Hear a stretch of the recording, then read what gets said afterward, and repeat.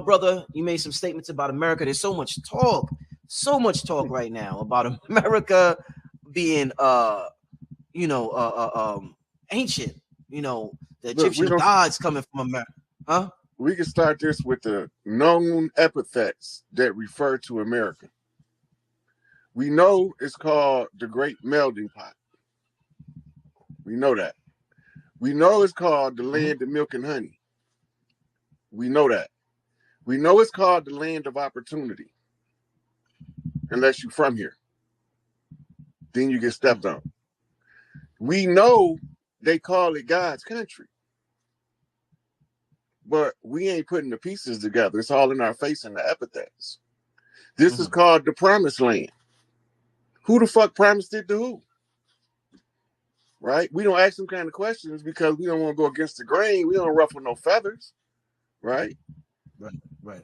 So we don't know there is a classic city of the gods on every landmass. The city of Paris is the city of Isis. The name for Paris is Parthodon of Isis. Parthodon means the gathering place of. Now you notice that they gave, when they got done with the Louisiana Purchase, which we went over last night on the other show, but when they got done with the Louisiana Purchase, they built something called the Eiffel Tower. It's a homonym. That's where the Matriarchy fell under Greco-Roman rule, right? And the Eiffel Tower is to commemorate where the fall took place. Where fall is we talking about? The fall of Lucifer, right?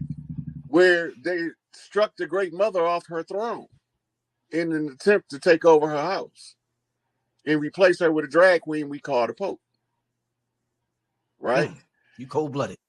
So when we go to South Africa, right next to where Credo Mutwa, the great Sanusi of the Zulu nation, was, there's a little body of water. It's referred to as the Yoni of the earth, the sacred and holy waters, right? And it's rituals at the close of the age that the women do in sequence to purify the earth by using the different ages of women to go in ritual format into the river. I mean, the body, it's like a little lake. But it's called the Yoni of the earth. And it's where they have a great female matriarchal ritual. And what it does, the side effect of the energy that's being harnessed is to turn what's called desert into forests again.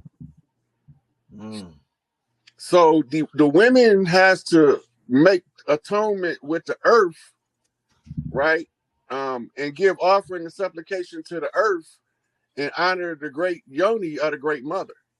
It's all symbolic, but it's metaphysical in purpose. We're talking about altering the energy grid. So right around here in the area where we're talking, that's what was called the Absu in the Sumerian tablets. In the great stone buildings in what we call Zimbabwe, in Rafali, right? Over there, they got these great stone structures, which was obviously dwelling places that over the years fell apart, right?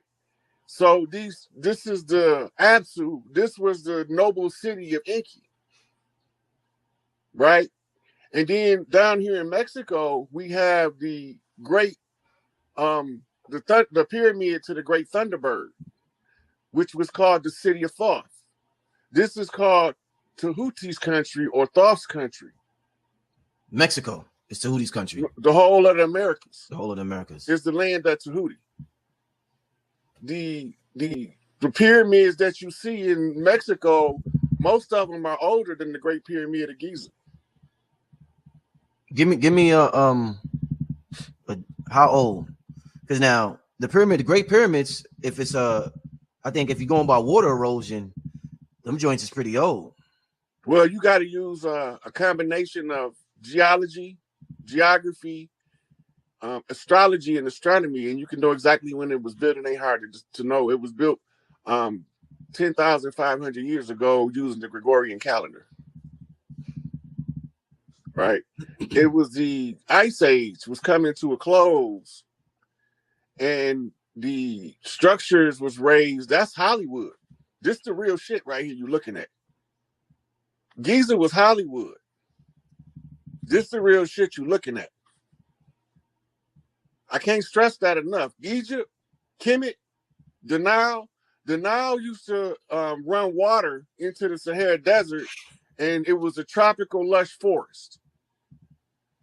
Evidence shows that the Nile was rerouted to fill in the crater where the Mediterranean is. Under the Mediterranean, there's bigger Egyptian artifacts there, but that was only Hollywood. It was only to reenact what we call the holy drama in the public domain as a ritual practice for the people, to tell them the sciences and the maths by playing out the show in real life. It was like a reality show now. That's what Kemet was. That's not the place. That's not the purified place. That's not the great Atlantis. That's this what you're looking at. Right? All through there. This is why Tupac was on the motherfucking rampage. This is the land that he has to redeem, and he came to get his shit for his people. He tagged me in, and now it's my turn to get the shit for all of us. All I got to do is do my due diligence, do my part. This is the city of God over here.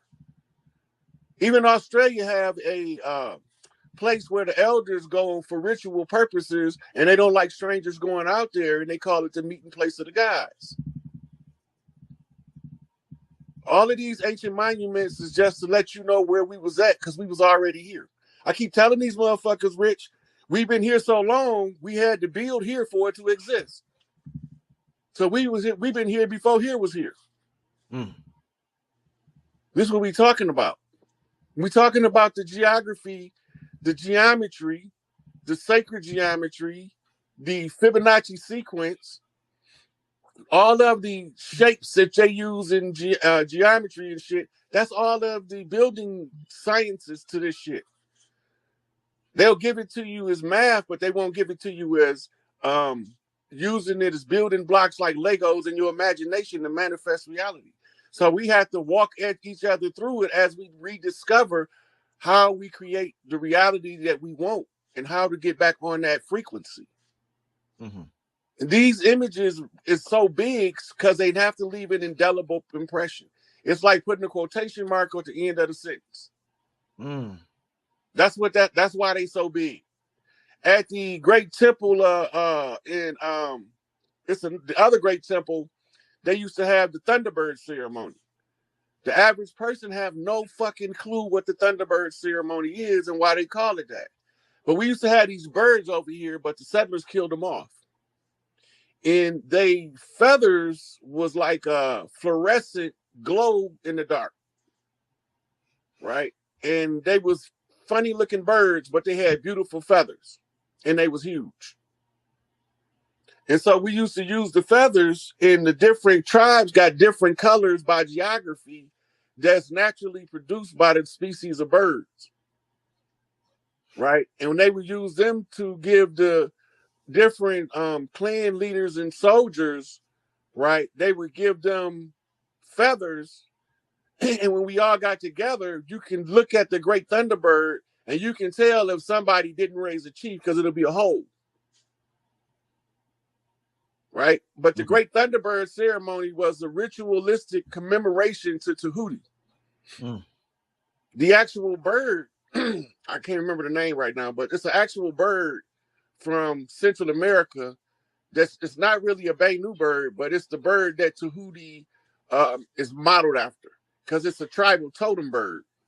And the tribal totem bird don't live in Africa, so we say the Benu bird because that's the closest thing natural to Africa that's like that bird. So it's a similar bird, but different. Okay. Right? They also use the secretary bird sometime to display Tahuti. And they use different types of cranes at different times. All of these birds, they call them they study birds. So isn't the ibis? Is that the name of the bird that Tahuti? That's what they call it, the ibis. Ibis, yeah. But it's another bird. It's an actual bird that looked like that's from over here. I had a clip. I should have sent it to you. Okay. But a lot of the zoo types, like the zoo type for Anubis, is not the jackal like we've been told. It's the dog that's native to Mexico, spelt with an X that I can't pronounce. A Zolo or some shit like that. Yeah. Right? That's for Anubis, which was DMX. Right? And so when we started realizing that we said all the masters had to be back at the close of the age to turn this shit around, we all here. Is it true?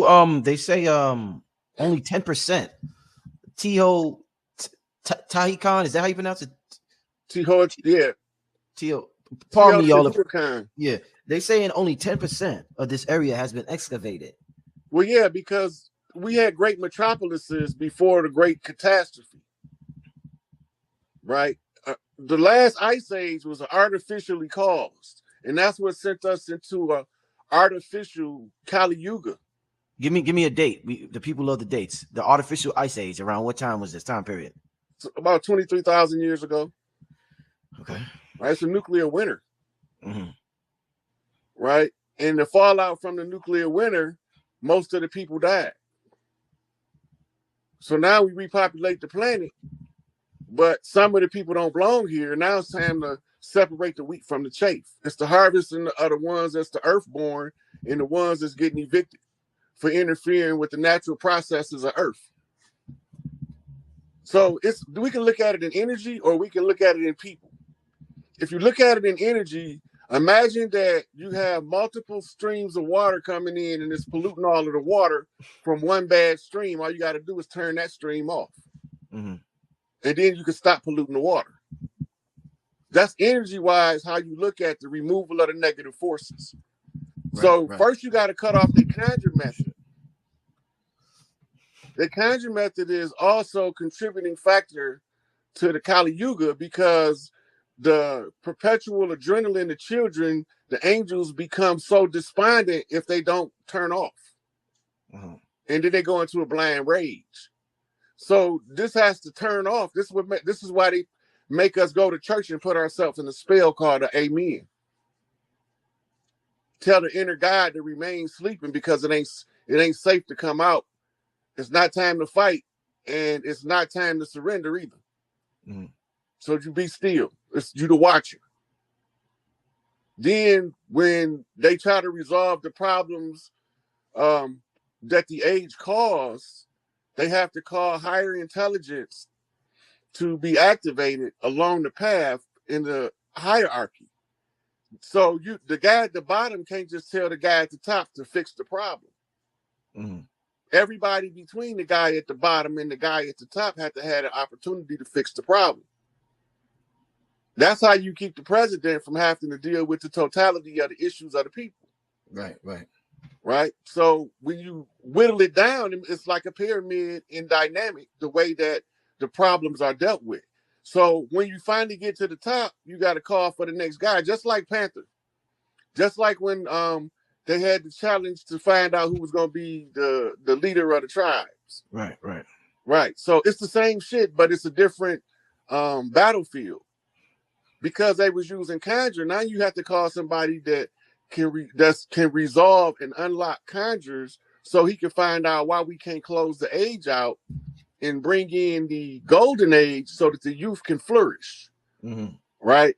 And so the last conjures, we're trying to break this goddamn spell of sleep. The lazy spell, the entitled spell, they got all our people not wanting to do their part for their own liberation. They want everybody else to do it for them. So you imagine you in a whole stadium full of people and everybody saying, you do it, you do it, you do it. No, you do it. No, you do it. Who the fuck gonna do it? And then how long is it gonna take for somebody to take the initiative to get it done? Right? So it's right now, when we're looking at these ancient cities, this is the echoes from the past to jar the subconscious memory and to awaken the highest consciousness of the great egregore or thought form of humanity. See, this is how we know how to tap into different streams of knowledge. The more you learn about a thing, the more you can use that energy and embody it to use to your greatest good. So when we learn about these, and we learn that we in the hieroglyphics down there. Seriously, you pull up the hieroglyphics, it ain't no secret. Quetzalcoatl black than a motherfucker. They use black paint to paint it. There's a couple more. Kukulkan. All of the gods in the hieroglyphics down there is black, because they represent the vastness of the universe, not because their skin was black. Because we would paint the color the person is in our time, we believe that that's how they used to do back then. But your color had a significance to your rank and position, and why they paint you a certain color. When you go to Egypt, you see Osiris is painted green. Right. When you go to India, you see Krishna is painted blue. Right. Right. Now, not that they wasn't those colors for real, but those are also other meanings to those colors. Mm-hmm. Right. Like what? The green and the blue. Okay, so the green is representing the fertility of the earth. Mm-hmm. And it's the father aspect of creation that's the great farmer or husband of nature to till the forest of the earth. They call him the old man of the forest. Mm-hmm. We still talking Osiris. He is the god of resurrection, therefore he brings forth all of the vegetation when he returns in the spring. Mm-hmm. Right? So on a counter flip, the antithesis is old man winter, who is another aspect of the old man of the forest. He's the aspect of him when he comes to cleanse the land as the frozen man. Mm-hmm. Right? So his symbol is the Yeti ice image. Right? That's the old man winter. Mm-hmm. Long white beard. Right? And the white in ancient symbology always meant wisdom. It didn't mean that it had no bearing on the color of your skin. Mm-hmm. So that when they said that the royal family was white, that was because they was coming from the wise lineage. That's why it's saying wisdom is justified of her children. Mm. So when you realize, when you go back to the Sumerian tablets, to tell you how the earth was divided up before Enlil came into three major territories. You had the Americas, which was the land of Tahuti, the firstborn of the earthborn is what he's called. Mm-hmm. Then you had the Abzu, which is primarily sub-Saharan Africa, but it also included the Sahara. Back then it was a forest. Mm-hmm. And then you had Asia and Eurasia was all the domain of Isis. The whole world was matriarchal because the mitochondrial right is the superior right to the earth rights. And that's why we always was more we knew how to maximize the potential of our women by letting them be who they are, and then pursuing our ends by enhancing who she is, by facilitating more. They brought war, we had to learn that shit. Because the sisters was fighting, because we ain't learning about no goddamn fighting. Right? So we had to learn how to fight from our sisters. They call them the great warriors, the women king and all that shit. Hatshepsut wore a beard. Big mama got on man shoes. Mama got her gun. All that shit mean the same thing. And the woman is the king. It's the matriarch. It had just as many women chiefs on this land as we did men, probably more. But we don't realize that the status is not based on no popular election. As soon as we get that part in our brain, spiritual hierarchy, it comes at birth. Alphas ain't made. Them motherfuckers is born. And most motherfuckers don't want no real alphas around them because they can't stand that type of pressure of having to fall in line. They want to run rogue and do dumb shit. They don't want to be held accountable, but they want to hold everybody else accountable. So you got to have somebody who don't keep everybody straight. Nature births that in every family. Right? So when we learning about the ancient cities of the gods, we talking about things that also trigger your genetic memory. You gotta remember, the DNA is crystals. Right. Crystals is used for what? Storing energy and information. They make them out of silicone in the computer, but that's made out of carbon in the body. Specific group of carbon at the neural cortex in the Pines region, where the black mirror resides to flip the Lucifer lens so you can see clearly what's before you. They got us upside down and backwards. They told us that north was up and south was down. That's not possible unless you're saying that the orbit of the Earth is not facing the sun. It can't be, because the positioning of the Earth only allows the southern hemisphere to get the maximum sunlight to maintain a tropical environment year round. The northern hemisphere, it can't maintain that level of exposure to the sun's rays because it's not getting as much. That means the top of it, the part that's closest to the sun, got to be the south. Then when we go read in the Egyptology, they say the Egypt oriented everything to the south as the top of the world. The Greeks even talk about it. Right? So who the fuck turned us upside down and told us that the north was up? Because that changes your perception. It changes your orientation, so you can't never see clear what you're trying to look at. It's always upside down and backwards. They told you to look at the world in reverse. Don't look at it for what it is. Look at it for what we tell you it is. So that's taking away your ability to use your discernment in your sight. Everything means something, but we don't know what everything means. So, you ever read the book When Rocks Cry Out by Horace Butler? I'm almost positive I did, but it's been a while if I have. Yeah, that a lot of the things that are being said now was in his book. I want to let me read a little bit.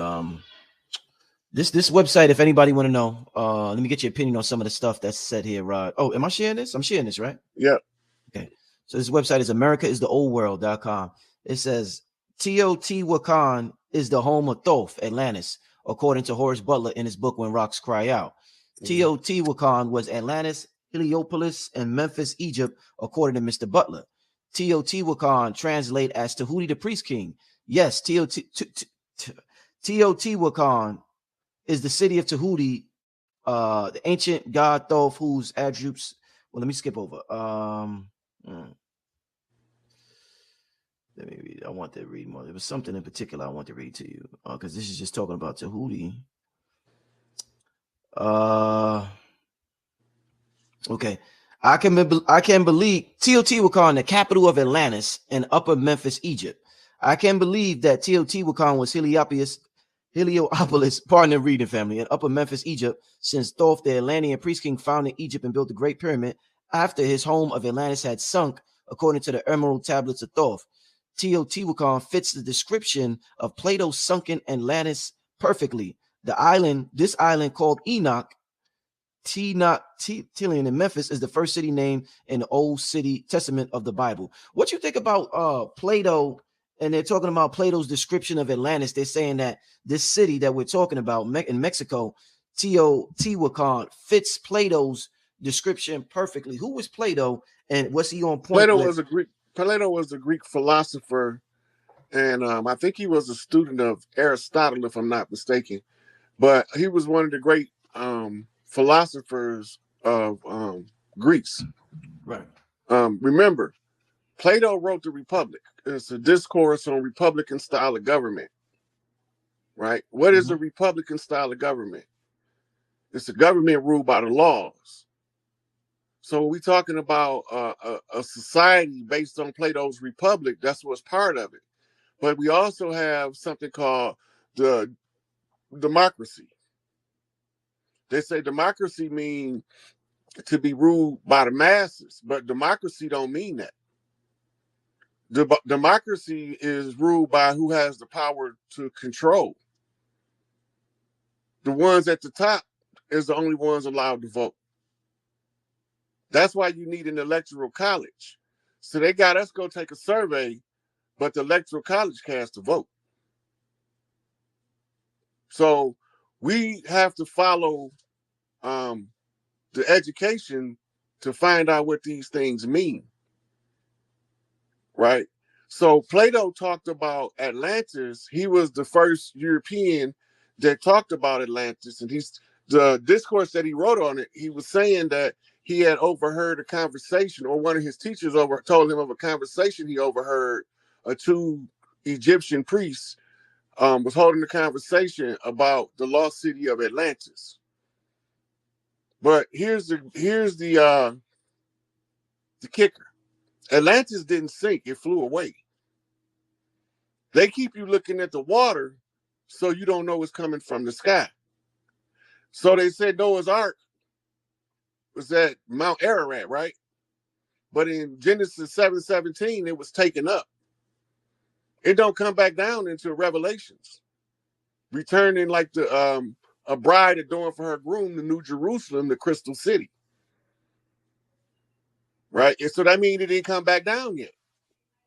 So that's the timing on the biblical text to tell you what the star alignments to look for as you follow the book on the zodiac wheel, because it's all about reading the zodiac signs as above, so below. If you can watch it unfold in the stars, you'll see it sooner manifest on the ground. This is why they used to always go to astronomers and astrologers. Mm-hmm. Then they tell you it's evil, so you won't go to them. But they going. Mm-hmm. The same ones telling you it's evil got an astrologer and a fortune teller on their payroll. You know, we forget John D is the one that reinforced the spell.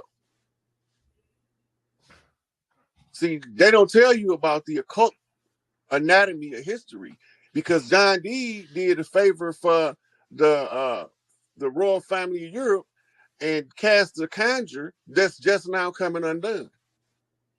It's in the books. It's not even a secret. It's like more like a parody of history than a real part of history, and that shit is important as fuck.